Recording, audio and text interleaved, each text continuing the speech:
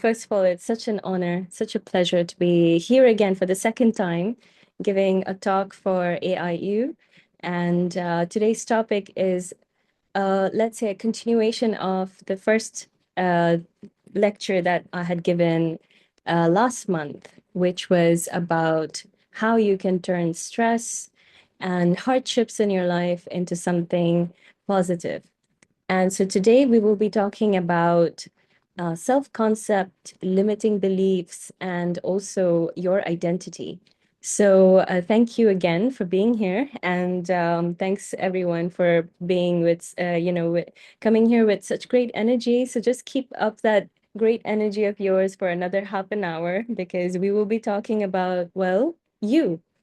So first of all, before we begin, I just wanted to, gently point out that we're in the month of December now, and just a few days away from the new year.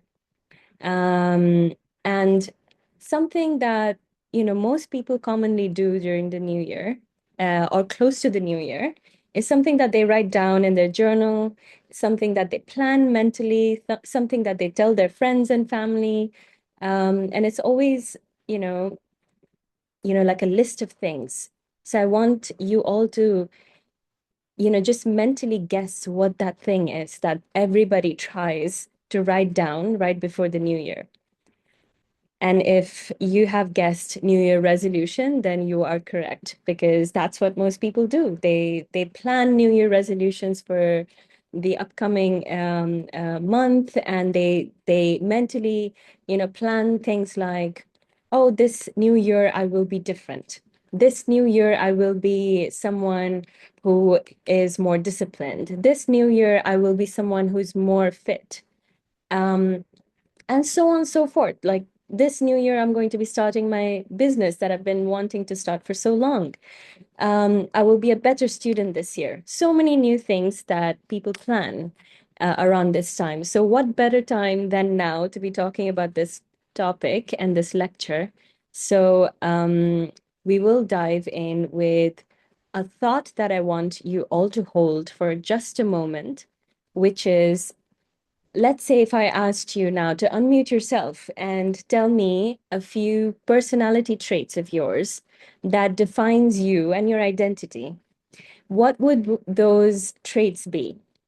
It could be things that defines you as a person, like an identity characteristic, or it could be something that is physical. It can be anything. What would you say about yourself to describe yourself to me? And if I said no judgment here, you can say anything you like things that you even maybe you don't like about yourself, but that is you. What would those things be? Just take a mental note, or if you have a notepad and a pen, please write down what are the first three things that you think describes you best. And again, if they are negative things, that's good because we want to talk about those negative traits or negative characteristics or traits that, let's not say negative, let's say traits that are that you want to change. What are those traits? Maybe I'll give you some examples. I have anger issues, or I'm not confident enough, or I don't think I'm disciplined enough, or I think I am overweight and I should lose some pounds. Or the opposite, I think I'm underweight. I think I should gain some pounds. Or I'm just not fit enough. I need more stamina. What are some traits that describes you and those traits that you would like to change in the new year? So write them down or take a mental note of them. And with that thought in your mind, we will now get started with the lecture. So I wanted to tell you that those things that you just thought about yourself, you wrote down in your notepad, those thoughts and the everything that you think you are, you believe you are, everything you perceive that you are, everything that is between you and your future dream version of yourself is all information stored in a 3-pound wet material inside your skull, which is your brain. And why we say alien here on the screen is because even though it's been studied for such a long time, it's one of the most mysterious organs that we have in our body. Scientists are still trying to understand fully about the brain. And me, myself, coming from a neuroscience background, being a neuroscientist myself, I can confidently say that the brain that we have, is not fully understood yet. But whatever we know, however much we know now, what we understand is that we have a subconscious mind and we store certain beliefs about ourselves and about everything else around us inside of that. And inside of your head is the most intricate, complex object known to the world, which is your brain. And it's not a static machine, it's not a cold circuit board. What it is a live wired system, meaning that it constantly changes itself. Your brain is constantly changing. So if you thought your brain is something that is just there, it's not doing anything, that's wrong. Your brain is constantly restructuring itself, reorganizing itself, rewiring itself. But based on what? Does it do it randomly, or does it change because of some kind of stimulus? And the answer is it changes based on your experiences. So why, for example, let's say you learned as a child that touching a hot pot of water is not fun. It's painful for your fingers. So you learned that, and your brain stores that information that you shouldn't touch a hot pot of water ever again in your life. So your brain is helping you understand how to navigate life. Your brain is helping you understand what you should do, what you shouldn't do. And the thing is, it's constantly doing that even now. But as children, it did it even more because you were just starting to learn how to navigate the world. So, why does it do that? We'll come to that later. But then, in brief, your brain does all of this so that because it makes your life easier. Think about it.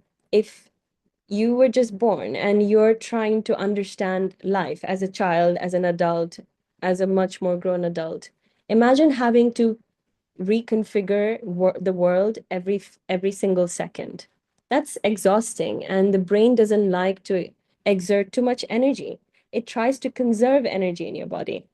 So it stores information from before. If something is not good, it will store that information so that next time you face that incident, it stops you from doing something that might hurt you emotionally or physically. And by doing so, it stops you, it helps you, it saves you from having to mathematically calculate every single time about which side should you look when you cross the road, how should you behave when you meet a person, how should you act like when you're on a date, how should you study when you have an exam, how should you get the best grade ever, everything and anything. It gives you signals, it gives you information so that you don't have to newly think about them again.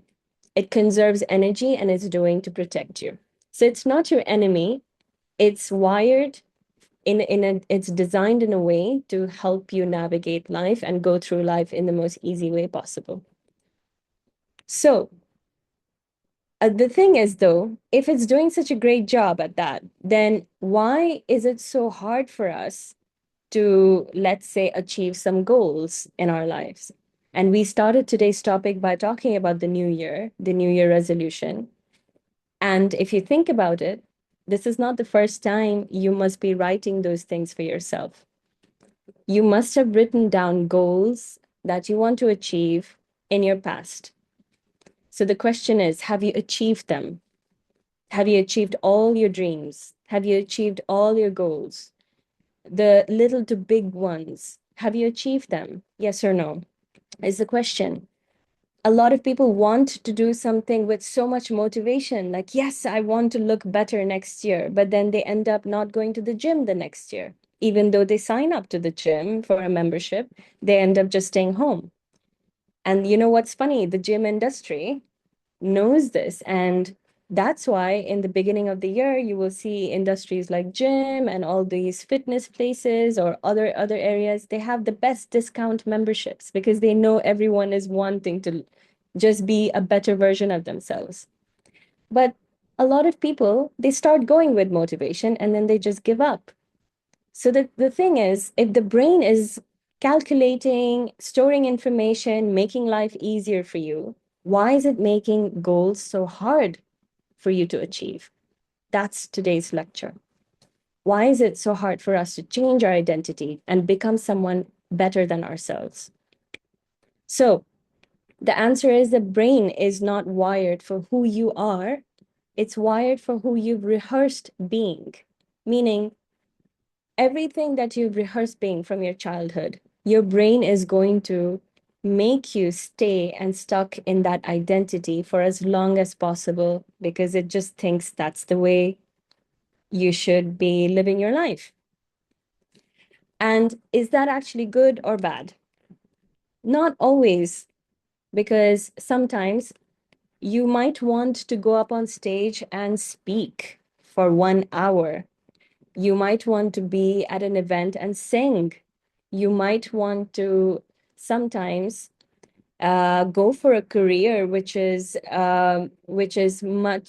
daunting, which is scary, but you know that it's good for you, but you still don't apply for that job. Or sometimes you know that, you know, if you go to the gym, you will look better, you will feel better, but sometimes you just feel lazy and you just don't even work out at home. So why is it that the brain pulls you back in those situations? And that's because, as I said, the brain is wired for who you rehearsed being. So maybe in your childhood, there must have been an incident where you learned that speaking in public is actually dangerous. And when can something like that happen? Let's say, for an example, a child just goes up on, you know, stands up on a table and he or she is only 3 years old or 4 years old, let's say 7 years old, even 8 or 11 years old. It doesn't matter, but he or she is a child and he or she stands up on the table and is starting to express something with a lot of motivation. And in that moment, someone tells the child, oh, shush, you know, sit down on your seat. You shouldn't be so loud. Everyone's going to get disturbed. Sit down. Maybe that adult is saying that not to hurt the child, but what the child understands and what the child's brain understands is something completely different. It starts to store information that doing this is not good. So don't do it again. It's embarrassing. Or let's say in school, someone laughed at a student because he or she tried to answer something in class. They get embarrassed, and what the brain learns then is that, oh, you shouldn't speak up. And so what happens is, even as adult, that same child is going to have limiting beliefs and self concept of don't speak up, stay quiet in your class, or stay quiet wherever you go in public. This is how the brain stores information sometimes as a child, and it doesn't understand that as an adult, it's something completely different. And as an adult, even you don't know that your subconscious mind is pulling you back. And that's the tricky part. You may think that, oh, it's just my personality. I was just born shy, or I was just born not being able to speak up in public. But maybe not. Maybe you're born to be a public speaker. Maybe you're born to go to TEDx talks and give, you know, like a 1 hour lecture. But your subconscious mind is probably pulling you back because it thinks that it's not something you should do. So this is just a small example, but it happens in every and any aspect of your life. So your brain is not, again, wired for who you are or who you want to be, no matter how much you want to be that person. is just wired for who you've rehearsed being since your childhood. So a little bit of a personal story here. I have done everything in my life that screamed success. As a child, like most of you, I've learned that success means to attain and achieve X, Y, and Z. And so I did all of that. I flew across continents. I went to different countries to study.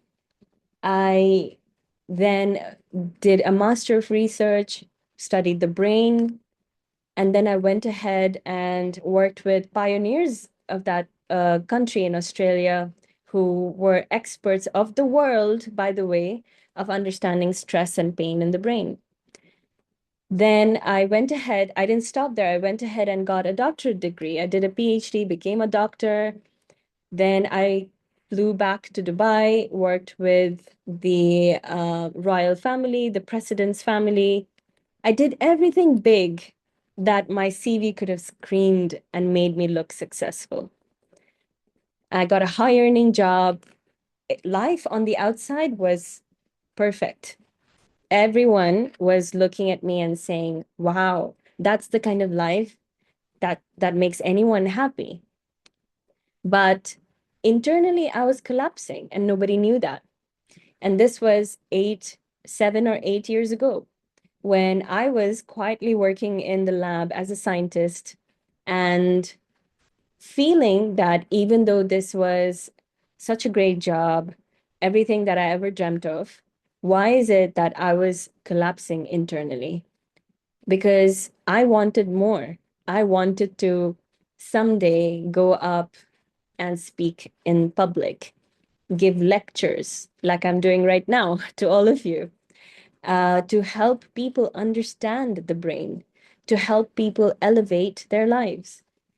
And so, even though I had so much motivation for doing that, even though I knew that, okay, next year I am going to make things different, I'm going to step out of the lab and I'm going to do something which makes me be in front of people and talk to people and make their lives feel better and it make their lives easier. And even though I was doing that, I was just not able to change. I was stuck working as a scientist in the lab between four walls for many years. So then one day I just sat down and I tried to understand, why is it so difficult for the brain to do something that we're so motivated with? It's not like I didn't want that new life enough. It's not that I didn't want to be, go to the gym and look better enough. It's not like I didn't have motivation for all of that. I had tremendous amount of motivation. I used to write down dreams and goals for the new year, but somehow come February, March, everything would stop again. And tell me if this didn't happen to you too. So then I tried to then learn everything possible outside of just biology. I started to understand the brain better in terms of behavior, psychology, and I weaved in spirituality and all these topics that some of you might have watched me speak last month about. And then I understood something deep, that your brain is not your enemy. It's not trying to make you fail or not trying to make you or stop you from achieving your goals. It's just protecting you by stopping you from doing something that is unfamiliar. And so, unfamiliarity for the brain is danger. Try to remember this, at least this line, that anything unfamiliar in your life is dangerous for your brain. For example, now if you imagine that I think I want to move to Dubai and be a speaker there. I should book a flight and go there. Maybe that's a dream that you suddenly have. And then let's say you find an opportunity online and you apply for it, but something is going to pull you back. Like, are you sure you want to apply for this? Are you sure you want to actually go there? Your brain is going to start telling you all of these things, and you'll start hearing voices in your mind about why you shouldn't do that thing. It's going to give you all kinds of red signals and alerts and blaring alarms about maybe this is not good. you know?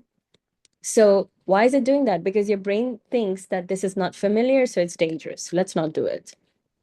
So for me, it was something similar. Even though I had been a scientist for so many years, that thing for my brain was the most familiar thing, and it was safe for the brain. It kept telling me, "Why do you want to change? This is so nice. It's comfortable." Even though I was unhappy sometimes, it still made me stay in that same life for many, many months and many years. So the brain doesn't care about you wanting to be happier or wanting to look nicer or wanting to have a better life. It doesn't care about that. All it cares about is keeping you in a life that is familiar and is safe. So then once I understood everything about that, I then started to understand also the fact that I was just rehearsing an identity that I have lived since childhood, where I've heard from the society, from school, from family, that you have to constantly earn your worth to be successful. You have to constantly validate everybody to be successful. You need this degree. Of course, yes, degrees are important. I'm not saying that's not. But then there's so much more to life that we know we can achieve, we can do, but then it pulls us back sometimes. And then when I understood that you cannot actually outrun your identity, um, because your brain is just so used to returning you to someone who you've rehearsed being for the longest time in your life. When I understood that I need to now install something different in my brain to be a completely new person. Now, being a completely new person doesn't mean that you have to let go of everything you've done. I never let go of my neuroscience career. I still talk about the brain. I'm talking about the brain even right now to all of you. I haven't gotten rid of friends and family, nothing as such. But I changed my identity in a way that I could use everything from my past and become someone better, become someone who I dreamed of being. And I understood that the brain is plastic. And that's what we call as neuroplasticity. Neuroplasticity just means that your brain is plastic enough to change, stretch, collapse. You know how like a plastic, let's say you stretch a plastic bag, your brain is kind of like that. That's why we say neuroplasticity, meaning your brain can reorganize and restructure itself only if you want it to do so. If you don't have control over your brain is going to keep you stuck in your usual life as long as possible because that's safe for the brain, that's familiar for the brain, right? So even though as a scientist, I was teaching a room full of scientists about neuroplasticity, I knew that I needed to apply that on myself to really change and become someone better. So what I wanted to say then is what I learned immediately after, which is that your identity is not your personality trait, even though you might think so. It's just a neurological prediction system, meaning your brain is constantly trying to predict outcomes. It's going to every thought you have, every action you take, everything that you see in your environment, every emotion you have, your brain is going to try to predict an outcome based on that. For example, let's go back to that example of you wanting to, move to a new country and become a singer because that's been your dream, or become a let's say you're studying the brain and you want to now in your own country apply to a job that makes you an even bigger um, speaker of the brain, and you want to help people, you want to do something great, you want to become famous, and you want to change people's lives, let's say. All of these thoughts and actions, your brain is going to predict an outcome based on that. And your brain is going to say something like, okay, if you do that, your friends might laugh at you. People might judge you. What are you going to do? Speak online? Oh, that's not good because people will bully you online. Or sometimes it might say, oh, you want to move countries? Your family might not like that. Your friends might not like that. They might judge you for it. Your brain is going to constantly give you output based on everything you think, based on every action you take, based on everything you see in your environment, based on every emotion you have. And that's not abnormal. Your brain is just computing mathematically, in a very designed process about what is, if that thing is good or bad. And again, the brain doesn't know enough whether something is good or bad. It's just predicting based on your history, your past. It doesn't know anything about the future. But this is the catch. You know better because you're now an adult, and maybe your teacher or your professor tells you that, you know what, you're so good at this topic. Why don't you go and give a TED talk on this? Here's an opportunity. Apply for this job. I think you will be really good at this. But your brain doesn't understand sometimes about the future. It only predicts from the past. And so, if, for example, in your past you had a bad experience by moving countries, or you had a bad experience by becoming a speaker, your brain is going to say, no, don't do it. Don't sign that contract. It's bad. So it's always trying to predict an output and an outcome based on the history, based on your experiences in the past. So again, it's not personal, it's just computational. It's just how it works. And so that brings me to a foundational law of the brain. You might have heard this before, but if not, if you can look it up on YouTube, and you will see almost all neuroscientists and experts of the brain talks about this line, which is neurons that fire together, wire together. It means that every time you think of a thought, for example, I always mess up, or I'm not confident enough, or I don't work well under pressure, or I'm not good at studies. I think I'm just a weak student, or I'm not a good singer, or I'm not a good speaker. Anything that you think, or I don't think I can lose weight in, you know, I think this is just me, this is just my body. Anything you think of about yourself, the neurons are going to fire together and wire together and make that connection really, really strong. And your brain is designed to automate everything you repeat. Whatever you repeat in your life, your brain is always going to create those neural networks and make that connection very strong. And ask me, because I've seen neurons do that under the microscope in real time.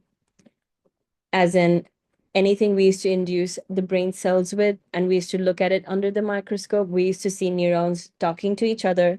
We used to see different kind of cells in the brain, microglia, glia, astrocytes, neurons, you name it, any and every kind of cells in the brain. They communicate, they talk, and we've seen that happen under the microscope. And it does so with chemicals, with neurotransmitters, with hormones. And so this is the brain's way of speaking. That's the brain's language. We speak in words, but the body speaks through these kind of chemicals in the brain. So anything and everything you repeat, your neurons in the brain is going to try to make that connection strong, and it'll make that your identity. So if you've grown up thinking about yourself that I think I'm not good enough, or I'm not strong enough to achieve something big, your brain is going to keep you stuck in that identity for as long as possible. So again, to remind you, your identity is not who you are, because you are constantly trying to improve yourself, right? You're constantly trying to succeed. You want to be more and more successful. You want to have more money. You want to have more fame. You want to have more happiness in your life. That's not, that's who you are. But your identity, that's not it. Your identity is what your brain is automatically always trying to make you do. That's your identity. So we've talked a lot about, you know, the brain doing all of this, and it all sounds so dangerous. Like, oh my God, okay, Dr. Samira is saying that the brain is so difficult to change, but then again, she's also saying that the brain is plastic, so we can change. So what is true? Which one is true? The thing is, they're both true. I'm going to tell you exactly how you can change it for your better. And the first things first, though, your brain cares more about your safety than your success. It doesn't care that you want to have more money. It doesn't care that you want to be more successful. It doesn't care that you want to have better grades. All it does is inside your head, it's trying to compute based on your past experience what is familiar to you and what's not. Anything that's unfamiliar, anything that might take a little bit too much energy, it's going to stop you from doing that. So it doesn't care about all the things that you're motivated for 2026. You care about that, but your brain is like, no, let's just keep you safe. We don't have to exert too much energy then in that case. So let's keep you in the familiar zone. So the thing is, if some of you have listened to my lecture last month, we talked about awareness. So that's the first thing you need. You need to understand that you want something and your brain is asking for something else. As soon as you're aware of that, then you can apply the thing that I'm about to teach you now, which is how can you break past this limit and become someone better? Become a much more improved version of yourself, because remember, we are constantly evolving in this world. We're not meant to be stuck in one identity. We're meant to evolve, we're meant to improve with time, because think about it, with age, with time, you're gaining more wisdom. The world is changing. You're learning new information. So, of course, we are called to become better using those things we learn. Most of you are learning different subjects every single day. So of course you're supposed to use those information and become someone better. So how do we break past this limit of our brain and be a better version of ourselves?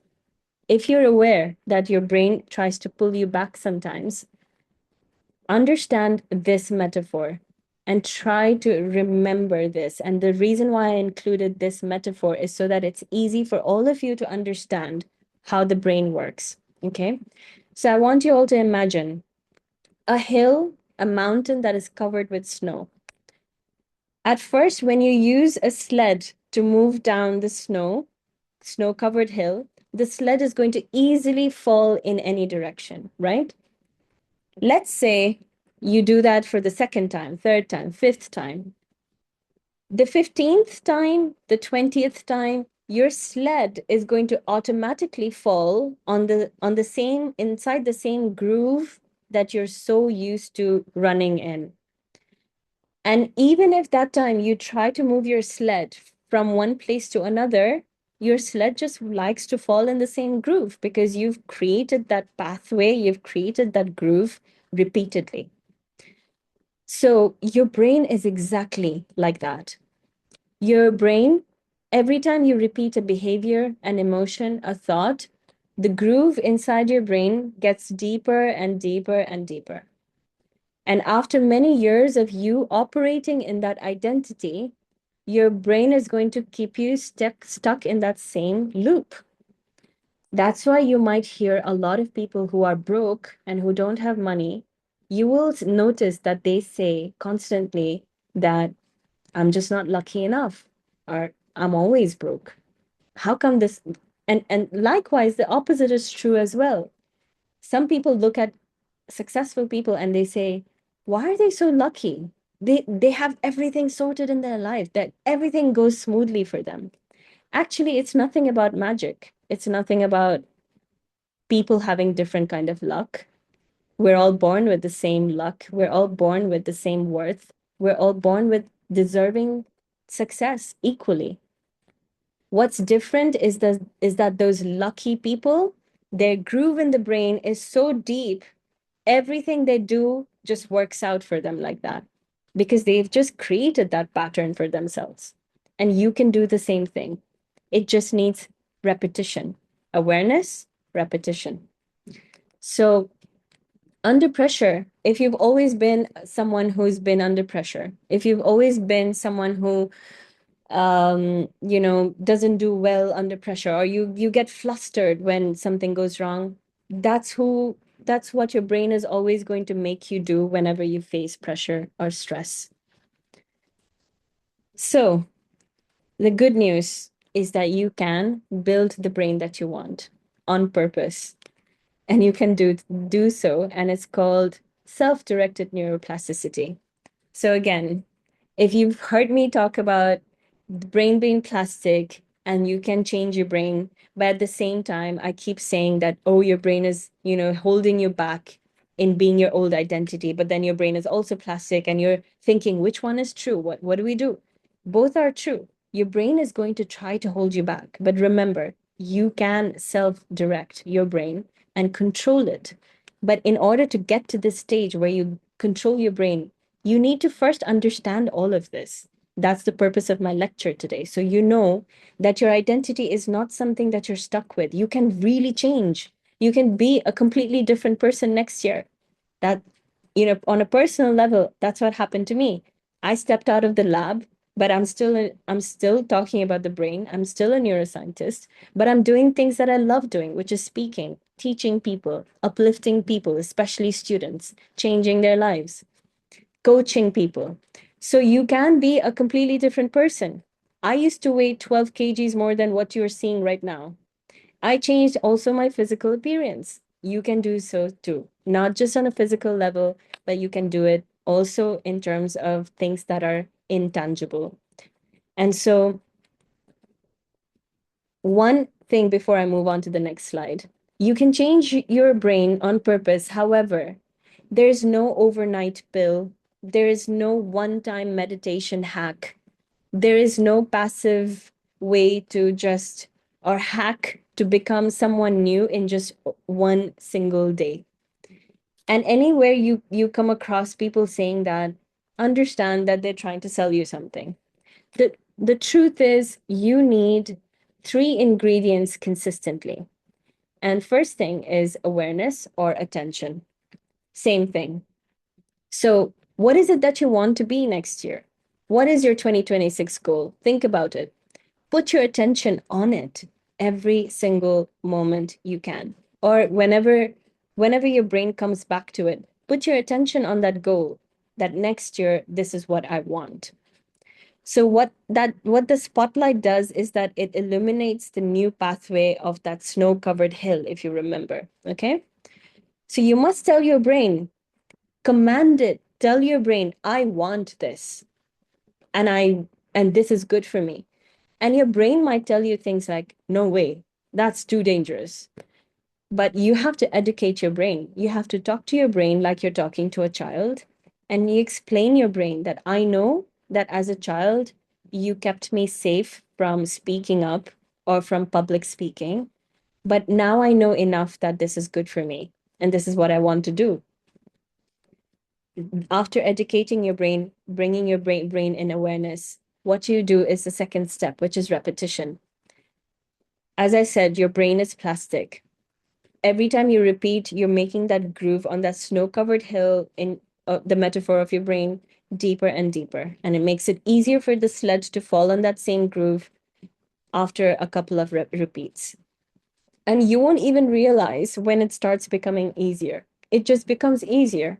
And I'm speaking that from my own personal experience. In the beginning, it was really difficult for me to change myself. But then after a couple of repeats, I one day woke up wondering, oh my God, I actually changed. And I didn't even know when I changed. It becomes so smooth and effortless after a few repeats that you won't even know that your life is starting to change. Third thing is to bring in the emotion. The emotion is important because that's what creates the biochemicals in your brain. All those communication chemicals that I spoke to you about, it comes from emotions.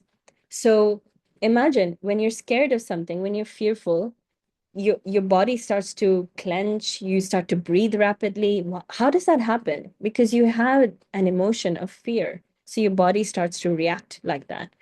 Same way, you can actually create a reaction in your body by thinking about good emotions.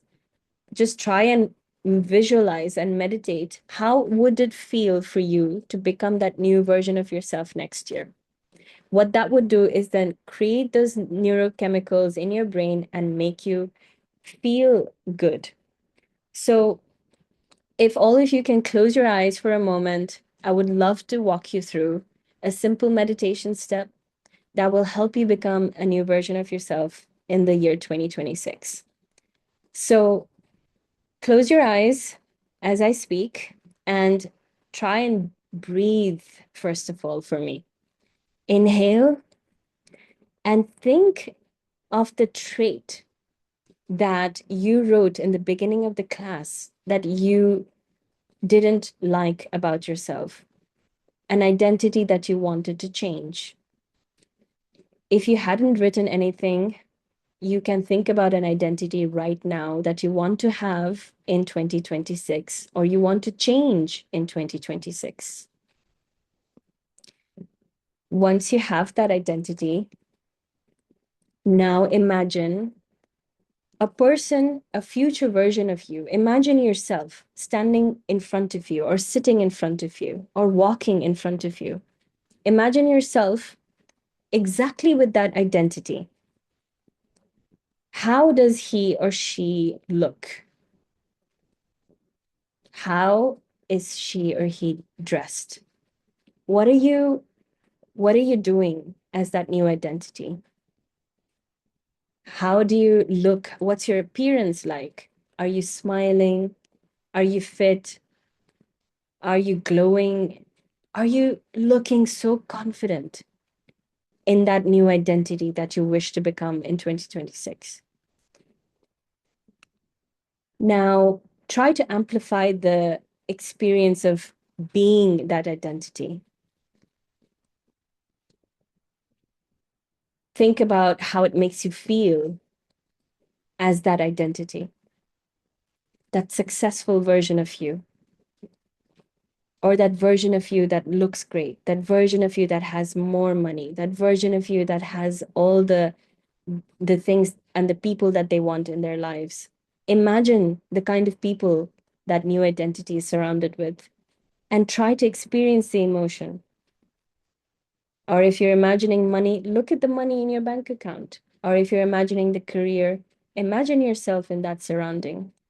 Think of that emotion that that experience is bringing you. And really breathe in that new identity now. And imagine this new emotion running up your spine as electric signals and reaching the brain. It's communicating as I speak. It's creating those neurons to connect, to wire together.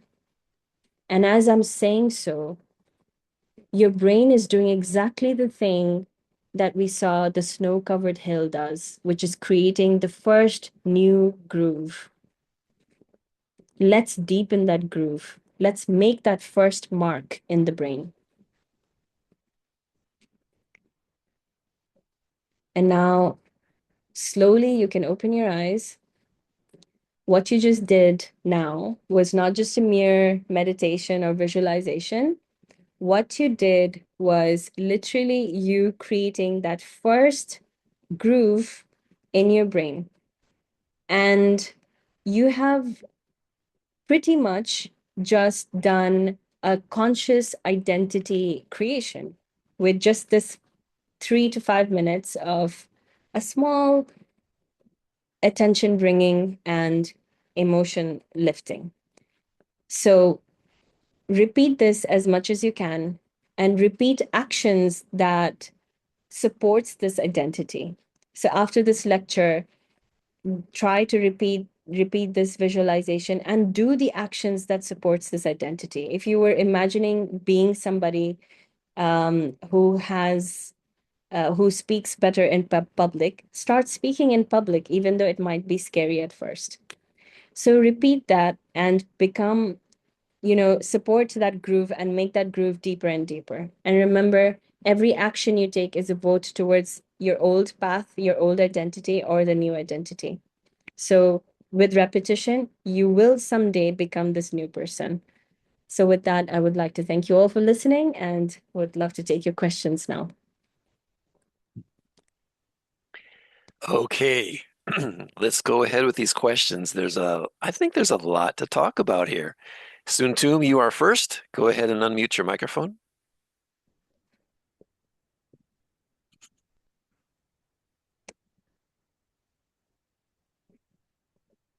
Hi, Suntum. Can you hear us? I think they're away from their screen. Okay, okay, now it's possible. It's possible. Yeah, yeah, Uh, I can. Very wonderful class. In my side, I would like to ask some situations that happen with other peoples. So Can you why repeat? we forget? Why we forget when we take it the class? Can be class, pen, whether we take it in our persons. In some moments, we forget that. What happened with our brain in that side? Can you tell us? What happens when you forget what? The new When activity. anything it can be class, iPhone, computers. Oh, Normally, it's happened with the old peoples, but normally today is every people have that situations. What happened with our brains in that case? so if I'm understanding you correctly, you're asking why do we forget things sometimes, right? Yes, yes, Samara. Okay. Well, I mean, it depends on what you're forgetting, right? Like, are you forgetting where you left your keys, where you forgot your phone, or are you forgetting crucial information that you learned? So all of them are, they could indicate something slightly different, but the main root of it is probably you're very stressed out. Because when you're stressed out, your brain literally creates and puts a filter in front of you, and you can't often see something or often think something clearly. So that's why, let's say, for example, sometimes when you can't find your glasses, right? And you're frantically looking for it because you're frantic, you can't see it. And then when you ask someone at home, a friend or family member, do you know where I kept those pair of glasses? They're like, oh, there it is. They can see it because they're not as stressed as you, or they're not rushing, maybe, right? So stress, anxiety, being frantic, just being hyper, and in that moment can sometimes make your brain shut down. And so it really, so I think that would be the root cause, but it really depends, like, what are you forgetting? Or are you forgetting crucial information from the past? If are you forgetting people, are you forgetting the direction? Then that is something more medical, something more like going towards amnesia or something like that. So it really depends on what kind of context of forgetting we're speaking about. Thank you, thank You're you. welcome. Like there is a case of a man who in his 30s had a herpes virus go into his brain and kind of destroy some of the cells. And from then on, after he had this herpes infection in his brain, he could only remember the past 30 seconds of his life. He couldn't remember Oh, anything before that. yeah. And Yeah. that and he's been living that way for decades. Oh, yeah. It's so most of these also there are a couple of more diseases of the body that actually affects the brain. So, amnesia, short and long-term memory losses can happen with meningitis, as you said, herpes, and often most of these diseases has a gut-brain axis communication and causes the brain to have a temporary memory loss. So yeah, the brain does get affected even with what we go through in the rest of our body as well. Did COVID cause memory loss too? I think I haven't heard of COVID having an impact on memory as such, but if it did, then maybe I missed that information. But as far as I know, that maybe only a few reports had said that people were having a memory fog and blurred memory and confusion in the initial stages of the vaccination. I wonder what you think about those people who wake up from a coma speaking a new language. Is that Oh, neuroplasticity that's or what is it? interesting. It actually goes a little bit to, into the area of pseudoscience sometimes, because people say that they had probably known the language at some point. They might have heard that language as a child, and the subconscious mind stored that memory, but as an adult, they absolutely don't remember that they heard something like that, and they just start to fluently speak that language, but why sometimes it also blurs into the area of schizophrenia and, science topics that are a bit more, let's say, uncommon to talk about, is because some people, they've never heard that language even as a child, and they start to say that language. And so that's when people wonder and they say, is it coming from, ancestral genes where of memory? Maybe the genes are carrying some kind of memory of having a previous language or something as such. But it's definitely a topic that also boggles my mind. Yeah. Yeah. Okay, Ismail, go ahead with your question, Ismail. Give it to me. I'm sorry. I'm trying to caution the kids not to make noise. Yeah, good morning, sir. Good Yeah, morning. Dr. Samir. Good Uh, morning. yeah, good morning. Good morning, everyone. Yeah, actually, my question is like, in form of conflict. I'm sorry that I mentioned this. Let me just go straight to the question. You understand what I mean by saying that. And the question Go. is, yeah, the Mhm. question is this. What are the potential challenges individuals might face when attempting to rewire their thoughts and identity? And how can mindfulness help overcome these obstacles? Let me explain this way. For example, with all what you have told us during the presentation, and we are trying to implement them, just to make us better. Maybe some things, let me put it this way, some things are, within us is against it, doesn't want to make the changes manifest. So this is all about the question. I want you to throw more light to this. Yeah, of course. Well, the challenges that you might face, and let's say it's common that you would probably face in the initial stages, is this this feeling of exhaustion of trying to be this new version. It's going to be very common. You would, let's say you try today to take that first step, right? Tomorrow, you may or may not have that same kind of motivation or same kind of energy. Even if you do, day after tomorrow, your brain and your body will be like, stop. This is not easy. Let's forget it. That's the challenge that most people face when they're trying to do something like that. But here's the thing, as soon as you catch that thought, you catch your body giving up, you catch your mind wanting to go back in what it's used to, that's when you have to bring that attention and awareness back in again and really understand that this is not you speaking, it's just your brain speaking, and your brain is just wired to pull you back into something that is old. That's all really you have to understand, because as soon as you understand that you actually want to continue doing this new thing, but your body is pulling you back, you will try to adjust, you will try to fight, you will try to explain your brain that, you know what, I know you don't feel like doing this, but I am going to still go ahead and do it. So consistency is key. That's why I tell a lot of people that motivation is great.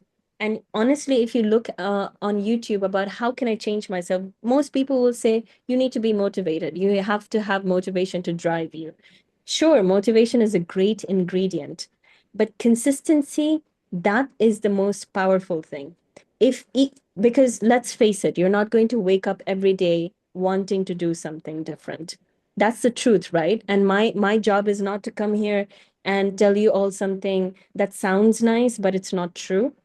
I rather give you guys the plain truth, even though it doesn't sound easy, right? But the truth is, you will wake up some days not feeling like doing that thing. But as soon as you start to fight it and you start to consistently repeat that thing with discipline, it'll become easy. Just give yourself at least 2 weeks to 3 weeks of consistent disciplined action, and you will sometimes hate it. You'll be like, I hate doing this, but keep doing it. Just keep doing it as consistently as you can, and then one day you will not even know that it became easy for you. Okay, we're coming down to about 5 more minutes. Yeah. Magaya has an interesting question in chat, talking about environmental factors like financial constraints, losing a loved one. But can you talk about environmental factors like should we change our friends? Should we buy new clothes? Should we paint the walls of the house differently? Or, do we have to do something in the environment to make that change? Amazing question. First of all, it's not compulsory, but then it definitely adds into the last ingredient of the three step, which is emotion.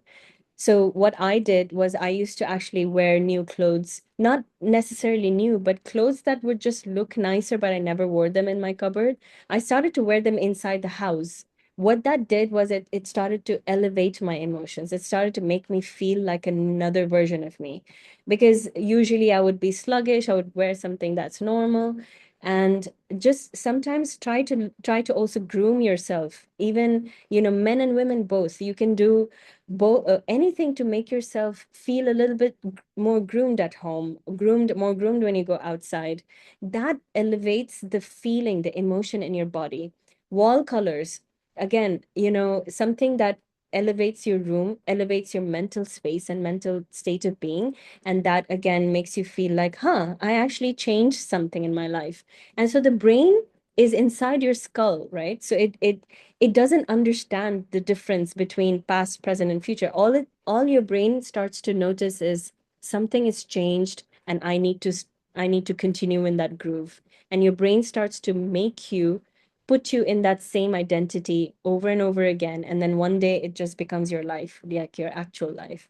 So yes, environmental changes definitely help. Changing friends, yeah. As, it as, as far as like attracting money, I know that there are some people who take like a bill in their currency and they put it in their wallet or their purse, but they never spend it. It's always just there as kind of like a reminder that they always have some money. And like my father used to put coins in his pocket, and he'd always put his hand in his pocket and jingle around the coins to get a sense of, to Mm, bring that money into his consciousness. So there's always like money, or some people just like leave money on the floor or outside on the ground, like a coin or something like that, just to remind them that they don't have to pick it up. It's just that it's there, giving a sense of more abundance because it's money they don't mm, even have to use. yeah. Little That tricks. little tricks, and they really help. I definitely. And some people, they leave coins on the shelf, making it seem like for themselves that, oh, you know what, I have abundance of money everywhere. And so yeah, these little tricks and hacks actually help the body, because again, the brain doesn't understand. It just thinks that, oh, I think I'm rich now. And so it starts to make you do things that are more that would push you towards becoming actually rich. So yeah, interesting points there. Let's go to Um, Karifa yeah, for your question. Um, Samir, what kind of time are you on? Do you have to leave? I can stay for another 5 to 10 minutes, and then I'll Okay. have, yeah. Okay, Karifa, let's try that again. Can you unmute your microphone? Oh no. Okay, Yes, now see. Go ahead. I think we hello. can hear you. Okay. Um, Thank you for the time and the presentation. Please, my question is, what about procrastination? Where does it lie and how you enlighten on that one?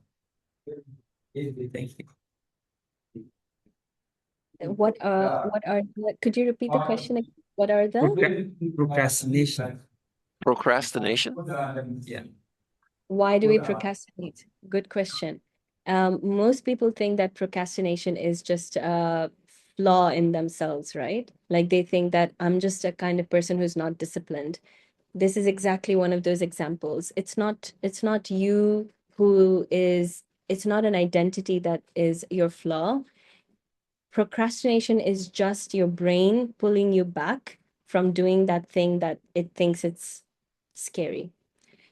So when you procrastinate, understand that your brain is actually pulling you back from doing that very thing that you want to do.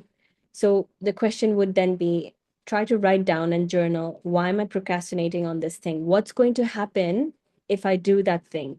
Will I become someone unfamiliar? Will I become someone completely new? And if the answer is yes, then your brain is trying to pull you back from being that new version of yourself. And again, once you understand that, you will have control over your brain. Even if the brain keeps, telling you that, oh, don't do it, just rest for another one day. You will try to go against it because now you know that it's just your brain trying to stop you from doing that thing. It's actually not the fact that you're lazy, or it's not that you don't have discipline. It's just your brain trying to stop you from doing that thing. Because think about it, the rest of the things in your life, are you procrastinating on those things? Maybe not. So why are you only procrastinating on that one thing? That means that one thing is scaring your brain from it becoming real. So you have to educate your brain and do those 3 steps to make it more and more familiar. But if you're procrastinating on everything in life, then it's another issue. It's just you needing, another kind of help, which is something to do with you. Yeah, that goes into a completely different topic. But if it's just one thing, then yeah, it's exactly what we talked about today. So try to journal and find out what you're scared of, that thing. Adams, go ahead and unmute your microphone. Thank you, Doctor. A good presentation, Madam. I would like to ask this question. Sometimes when you are in active talking or like engaging active, let me say, action, you have a sudden bend of your head. It often happens to me. I don't know whether it's a medical issue or not. That's why I want to ask this question. You feel like a shock, like a current in your brain, but it doesn't take too long. When you have a steady movement again, then it will all come back. Then you feel like you're normal. But it often happens, especially when I engage in activities, when I'm in exercise, like playing football or talking to people and doing some action. Of a sudden, I feel a sharp pain. Then it happens on the head. But I will just have some stable movement, then it all come back normal. But I want to know what causes it, if it is a medical condition, because it discomforts me sometimes. Can you describe what happens to you again? Is it like an electric shock, you said? Exactly, like electric shock. It discomfort the brain for some time. And where do you feel that? In your head? In the head. I think it's something that you should definitely speak to the doctor about, because it doesn't seem like it's a very it's not something that you would normally just have when you're doing something new. If you said shiver, like you just shiver, or you just have like this sudden shake, that's normal. But if you're saying it feels like a shock, like an electric something, then I think it's something you may need to consult the doctor about.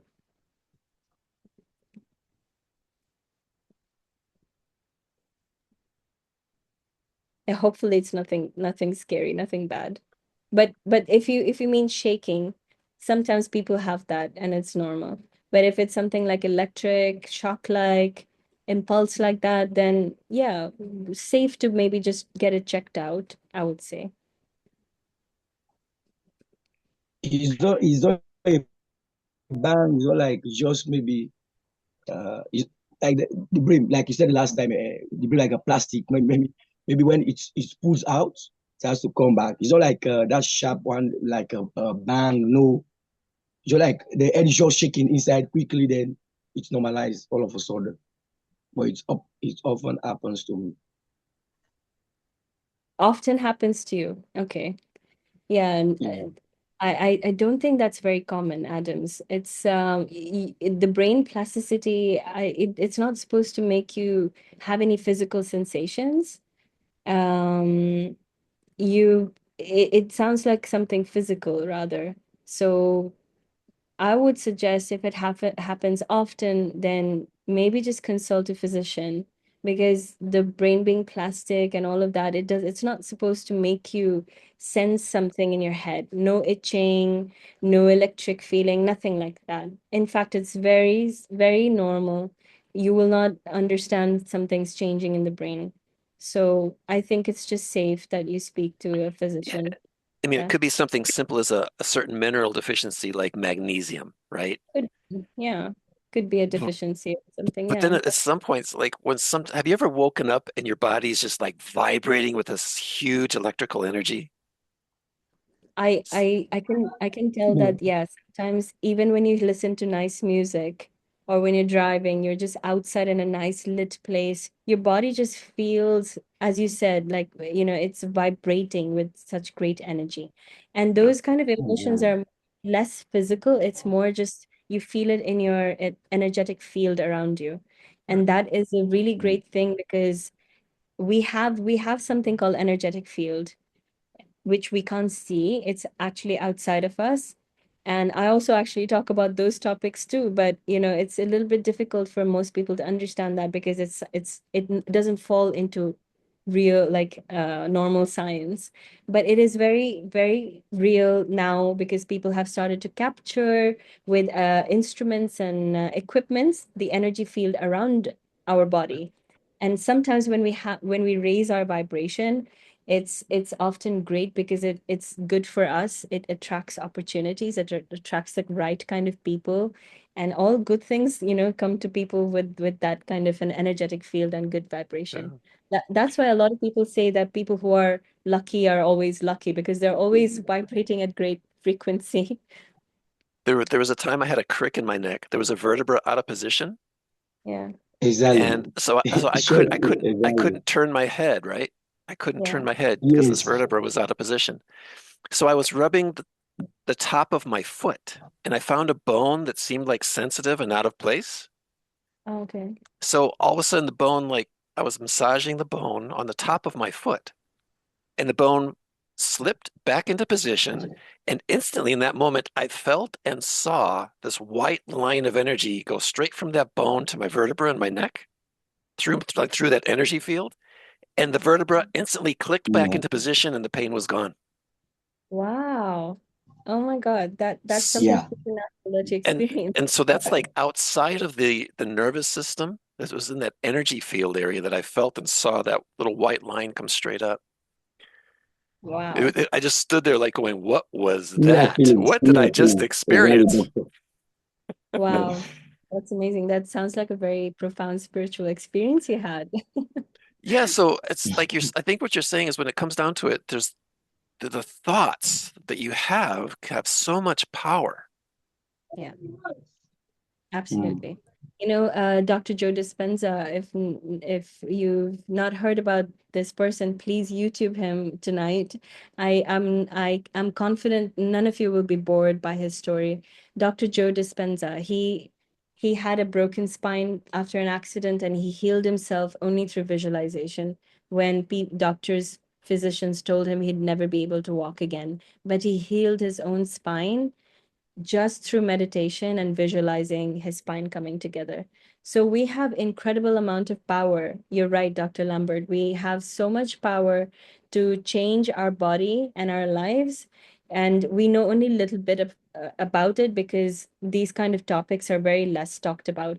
And that's why I do what I do, which is try to, educate people about these kind of topics and merging the brain and also the the esoteric, the spiritual side of it together to really make you supernatural and invincible. So the story that you just shared with us, yeah, it's beautiful. Not surprised that it's real.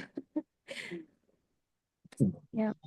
Okay, let's go on to Abdul and then Shaima, and that'll do it for our questions.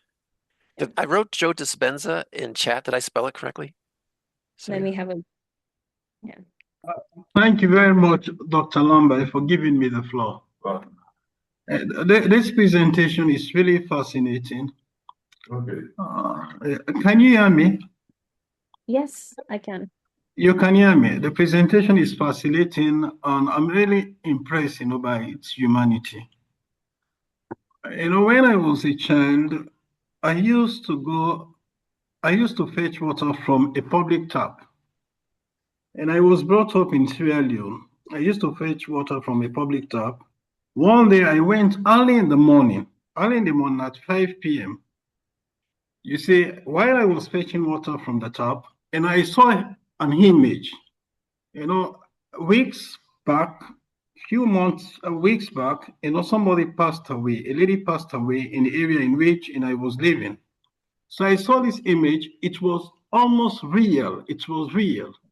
You see, it was real to the extent that, I had to throw the bucket and then run away for safety. It was really real. I thought it was a ghost. You see, the lady who passed away, I saw her image right in front of me.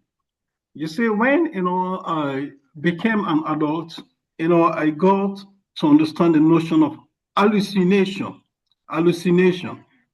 I would like to know the cause. What are the causes, of hallucination? Wow. There could be two things I think about. One is very sciencey, which is sometimes in the, scientists talk about hallucinations, and they connect it with the brain having some kind of a, let's say in simple words, glitches, and it just brings a projection of like of you seeing something inside your mind's eye, but it's actually not there. And it's happening because of your brain having a lapse and having some kind of a connection of someone you knew, someone you're thinking about, someone you're very connected to, and you just have that vision, but it's actually not there, but your brain is making you see that thing. And that's what's hallucination in their terms, right? And it happens in most of these conditions that we have, and they could be normal conditions. Like you don't have to be suffering from anything particular in order to go, have hallucination. You could be completely normal and you can have hallucination. So sometimes it's sciencey, it's very medical, but the other second thing is spiritual, like, which I also very much believe in, that sometimes I think, there is a veil in between us and the other side of the world, which thins down for some people, and you get to see things that are supernatural. And I don't shy away from talking about this topic because I myself have had paranormal supernatural experiences, and I know that those were very real. Those are not dreams, or those were not things that I just imagined. And why that happens, if I said that I have all the answers, I would be lying, because to be honest, these are things that I think we'll only understand either after many decades of research about what happens in the supernatural realm of this world, or once we all transcend into, souls, and we leave this earth and understand actually what is going on and what's the reality of like all the human side of the world and the spiritual side of the world. But if we're speaking about the spiritual side of it, maybe they're communicating with you, they're trying to tell you something, or maybe you were trying to see them, you were trying to connect with them, and so they appeared to give you some kind of comfort and consolation. But then again, if we go to the first answer, scientists and doctors will never say that spiritual things don't exist. They will say that it was your brain, you imagined it, you hallucinated that thing. That could be true too. I think the safe thing to say is that we never know what the actual reason is. But as long as your body and your heart and your mind, your soul is telling you something that, I felt comfortable seeing that vision and it gave me that kind of a message, I don't see what's the harm in taking that positivity into you and just having that experience, as something positive rather than something negative. Yeah. But one thing I will add is that if someone is having repeated hallucination, and those hallucinations are like, you had a very, you saw someone familiar, you knew that woman. But if someone is having hallucination of like cupboards floating, or people's faces changing, distorting, that's a sign of something completely medical. In fact, I wrote a review paper on these things. And that, one common reason is schizophrenia. schizophrenic people see all sorts of hallucinations, and that is completely different. But we're talking about vision. You just spoke about you having a vision. So I hence why I think it was something else. It was just probably something spiritual. So yeah. Thank you very much. Thank you very much for this. You're Thank you very welcome. much. Shaima, do you want to ask your question? No, Yeah. somebody further. Hello, Dr. Samira and Dr. Lambert and everyone. It's Shaima from Afghanistan, and it was a really interesting class. Thank you. I have a question, Dr. Samira. Yes. I think too much about everything, especially when I go to bed. I think over and over and can't sleep. Even sometimes I can't sleep for hours, sometimes 3-4 hours. Then I get headache. Because I can't sleep, I get headache. So what to do? What can I do to prevent this overthinking? I even take pills before I was taking. Then I went to the doctor. He prescribed me some medicine, that was magnesium, and also vitamins for sleep, for good sleep. But if I don't take that, I can't sleep. So can you tell me what's the reason and how can I prevent this overthinking? So I think you answered your own question, right? That you said you're overthinking, right? That's why Yes. you're not So, sleeping. so how can I prevent it? Yeah, that's the main thing, that it is overthinking, because that would be my next question, that are you thinking of something when you're trying to sleep? So I'm glad that you answered that in the beginning. So if you're overthinking, the first thing what I do, and when I try to coach people, is ask them, what is it that's causing them to overthink? You have to think about everything as a garden. What people do is that they try to trim and cut away the leaves that are wilting from the outside. That's having medication, let's say, what your doctor gave you. That's great. I'm not saying it's bad, but I think what's needed is to go to the root of that plant, find out Hmm.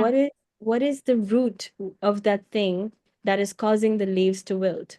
So what is it that's keeping you in that state? What are you overthinking about? And then once you have that answer, dig deeper. What is it about that is stressing you out? What is it about that is stressing you out? So you keep finding out the main root and the main cause of that issue. Whatever that thing is, try to journal. I'm not sure if you have a coach, but I feel like everybody needs someone to talk to and figure their Yes. lives out, and try to make their lives simple and easy. So if you don't have one, then you can try to journal and try to diagnose yourself, like what is it that you're stressing about, what is it that you are that's keeping you awake. So what I do with, let's say, when I coach people, I actually sit down and I have hour-long conversations with them about these Hmm. very things, right? And then often they tell me something that they were not even thinking about. In the beginning, they would say something like, I don't know if I can have this job. I'm looking for a job. But then when you dig deep down, the root is completely something else. And that is where the magic is. When that root, even though it seems like a different thing, as soon as that root is healed, the other things it just magically gets sorted out. Hmm. Their job Hmm. gets secured, their life gets better. So I would advise maybe to, start journaling and find out what is it that you're overthinking about, and try to do those 3 steps I've asked you to, and change how your brain thinks. Your brain is used to thinking about that thing that is stressing you out, right? So try to Hmm. change the pathway, change the groove as much as you can. So tonight when you sleep, when you're overthinking about that, slightly lovingly command your brain, breathe, Hmm. and then tell your brain, I know that you're trying to protect me from something, but I know better now, and you don't have to do this for me anymore. I'm okay. I can protect myself from this. This thing doesn't serve me anymore. You can ask it to be released from you. Okay. And then try to meditate every day. At least start with 5 minutes and try to meditate. Maybe that thing you're stressing about is something that is an old pattern trying to scare you from something. But if it is something that's requiring attention, then that's a different thing. But if it's something that you can let go of, then talk to your brain, ask it to be released from you. Yeah. Thank you. Yeah, thank you so much. Tonight I will practice it. No worries, but I'm sorry, actually, this topic, trust me, we can go 1 hour with this topic. What I just told you is just the surface level of things, but I trust that maybe hopefully you can take this advice and do something for yourself. But Yes. hopefully wishing you the best.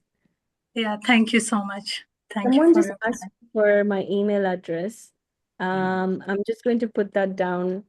So yeah, whoever, Yeah, all the it's questions that are left over, just send an email to Dr. Samita. yeah.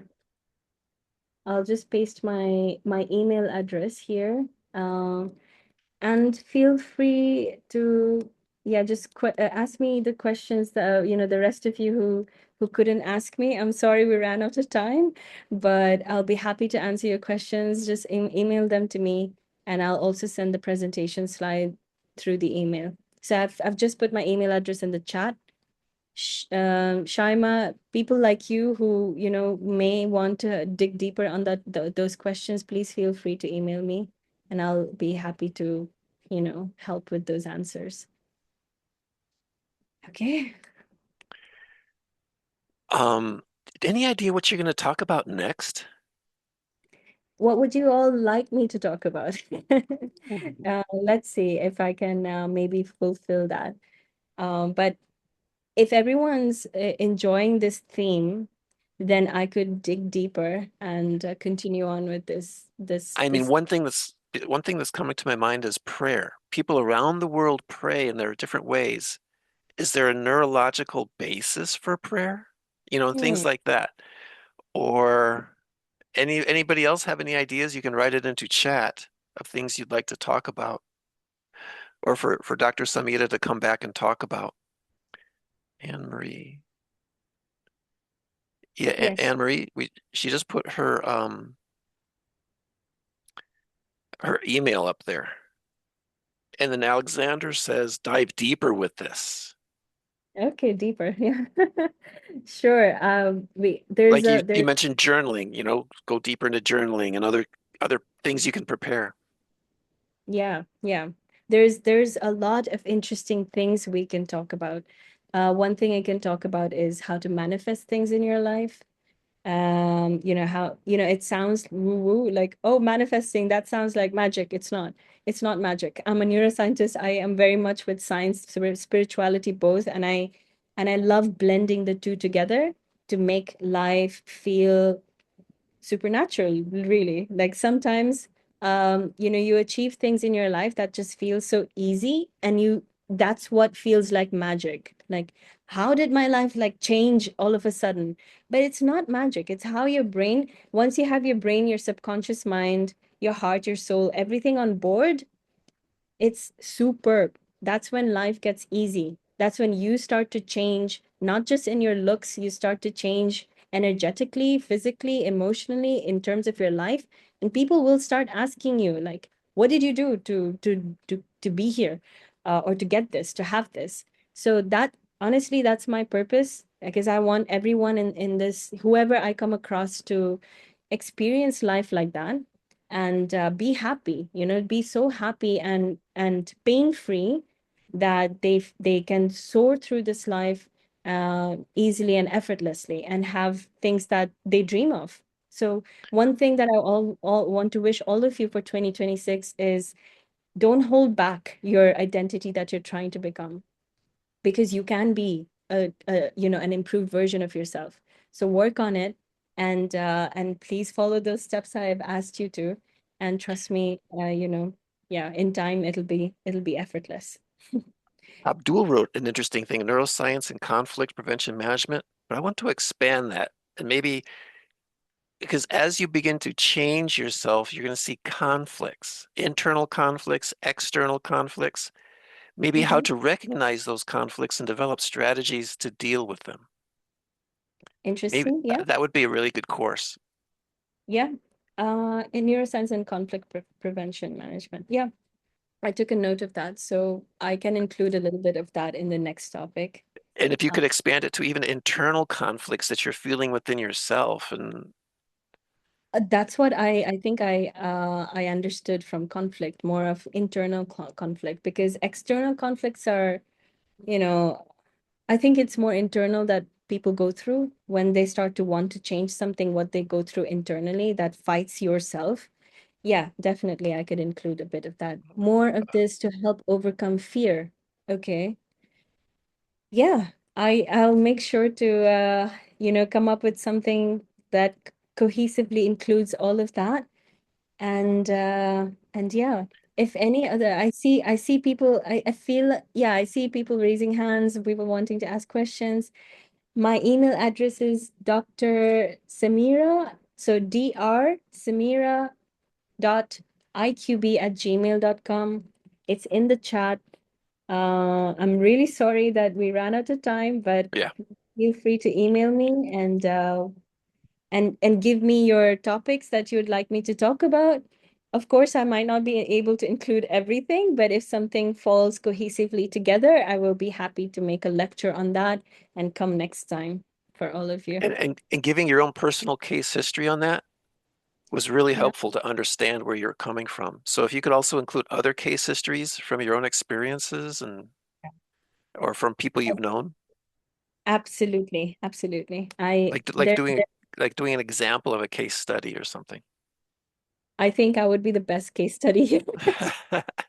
Because I am a true example of how much life has changed for me over the last, I would say, 4 to 5 years. But yeah, I would be happy to share more about me, about other people I know, and I've started to help my family, my sisters, and people at home as well, and how their lives changed. So definitely, I'll include those because I know that it's easier to resonate when we see other human beings with same struggles overcoming these things and having more motivation, hearing other people's stories. So yeah, I'll include them. Okay, everybody, just as a quick summary, remember there's three things that you need to be the three things that you need the three ingredients to really rewire your thoughts. Can you Attention. remember what those three ingredients are? Dr. Samir, if you can finish off the class just by giving those three ingredients. Yes, absolutely. So the three ingredients are attention, meaning, or in other words, just awareness, then repetition, repeat as much as you can to create that groove in the snow-covered hill. Third thing is emotion. Bring in the emotion of being that new version of yourself, because that's when the neurochemicals are in your blood and it's helping the neurons communicate with each other. So really bring in that emotion. Be happy, be excited about that. So yeah, attention, repetition, emotion. ARE. Okay, that'll do it. I'm going to allow everybody now to unmute your microphone so that you can say thank you and bye. Thank you. Thank you. Thank Thank you. you. Thank So you. Sandra, thank you Thank for you. your Very good time. person. Thank you very much, Thank Dr. you. God Thank you bless. for Samira. That as remembering this well. one. Bye bye. AIE.